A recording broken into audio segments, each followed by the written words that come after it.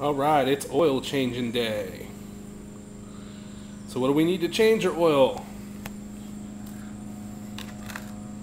Oil catch pan, new oil, wrench for the plug, oil filter wrench, new oil filter, jack, and a paper towel to check the dipstick when you're done.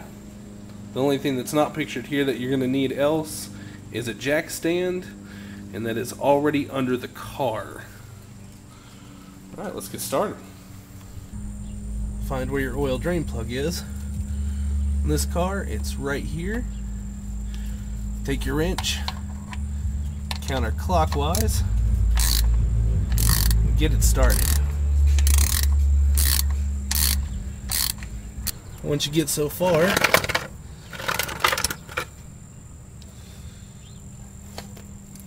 you want to do everything by hand the rest of the way.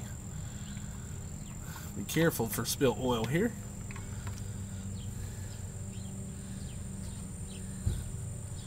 And give it a few minutes to drain. Okay, so the drain pan bolt is back in place. You've hand tightened it as much as you possibly can right to the end.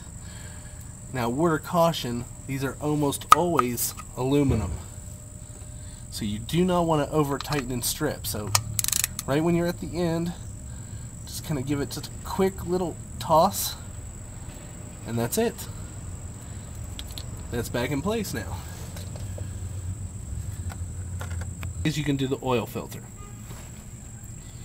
You can use the oil filter wrench on a wrench, or if it's got this grip stuff on the bottom, you know, if you've got a good grip and obviously some muscle in a big hand, you can keep turning it, and it should come right off. And again, it's going to drain some oil.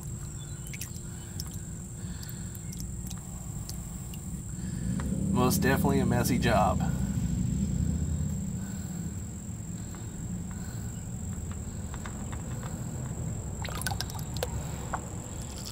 And just like the other time, let that one drain. Alright, so the filter's off the car, everything's drained, ready to put the new filter on. And when I was growing up, this is the way I was taught. My stepfather was a mechanic, and he taught me this. You want to take the new filter, pour a little bit of the oil into the cap. So you get just a little bit here,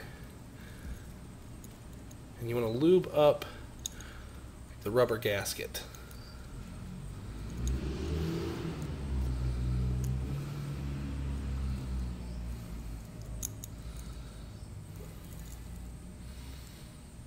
It'll create a seal, so when everything gets hot, it'll seal a little bit better.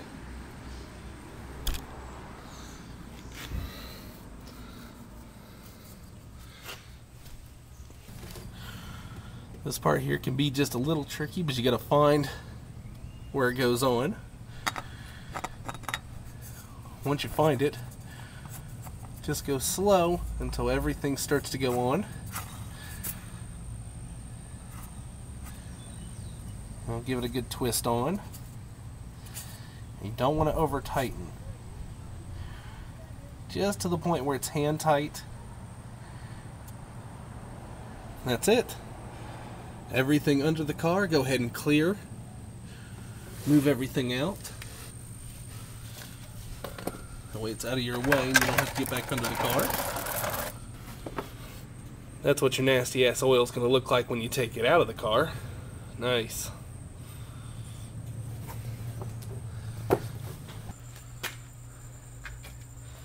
Now you want to locate your oil filler cap here and take that off. Now, depending on your car, well, you might have to look in the owner's manual. Go ahead and see how much oil is actually going to take to fill it up. Now, I know on this Dodge Neon 2-liter, it's going to take 4 quarts.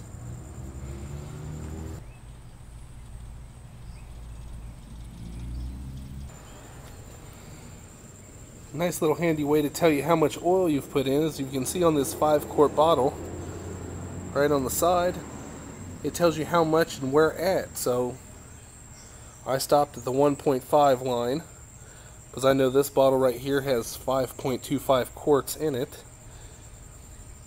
And then I'll check the dipstick and top it off as needed until I hit the 4-quart line, or where I need to be on the dipstick.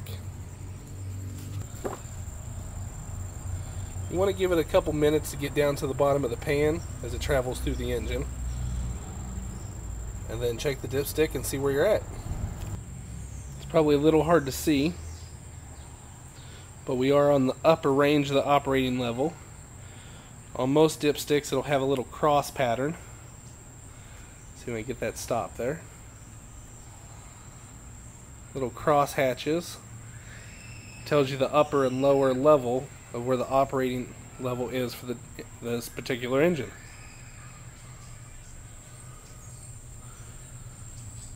I'm on the upper level, so I'm done. And put your cap back on. Don't want to forget that. And clean up your mess. On a little side note, used motor oil is recyclable. You can drop it off at most AutoZones, Napas, CarQuests for free. They'll recycle it, and it goes back into newer oil, or really whatever they do with it. I'm not really sure. I prefer to put mine in kitty litter containers. Easy to take up, not heavy.